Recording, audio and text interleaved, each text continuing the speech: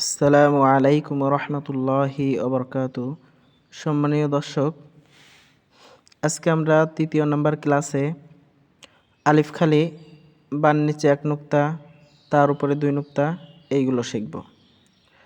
সকলে আমার সাথে পড়বেন। আলিফ খালি, বান নিচে ১ নুক্তা, তার উপরে ২ নুক্তা, সার উপরে ৩ নুক্তা। সা নরম, জিহ্বার আগা সামনের উপরে ২ দাঁতের আগার সঙ্গে লাগাইয়া সা নরম, সার উপরে ৩ নুক্তা। জিম শক্ত, জিমির নিচে বা জিমির পেটে ১ নুক্তা, জিমির নিচে ১ নুক্তা বা জিমির পেটে ১ নুক্তা। হা খালি, এটা বড় হা, অর্থাৎ উচ্চারণ করার সময় বাতাস বেরোবে। হা খালি, খর উপর ১ নুক্তা। দাল খালি, দালের উপর ১ নুক্তা। র খালি, ঝার উপর ১ নুক্তা। সদ, সিন, ঝা এরকম শীষ হবে।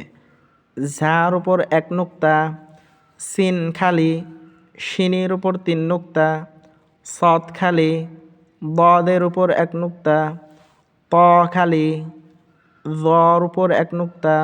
জও কিন্তু নরম হবে। জিহ্বার আগা সামনের উপরে ২ দাঁতের আগার সঙ্গে লাগাইয়া রর উপর ১ নুক্তা। আইন খালি, আইনের উচ্চারণ হলকের মাঝখান থেকে শক্তভাবে উচ্চারণ হবে। আইন খালি, গাইনের উপর ১ নুক্তা।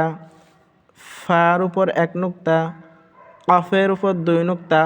কফ, কফ, এটা কিন্তু একটু শব্দ হবে। কফ, কফের উপর ২ নুক্তা। কাফ খালি, লাম খালি, মিম খালি, নুনের উপর ১ নুক্তা। নুনের উপর বা নুনের পেটে বলতে পারেন। নুনের উপর ১ নুক্তা।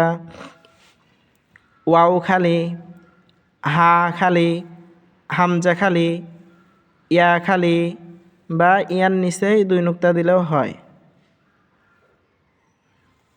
দর্শক, আপনারা কমপক্ষে ৫ বার ট্রাই করবেন।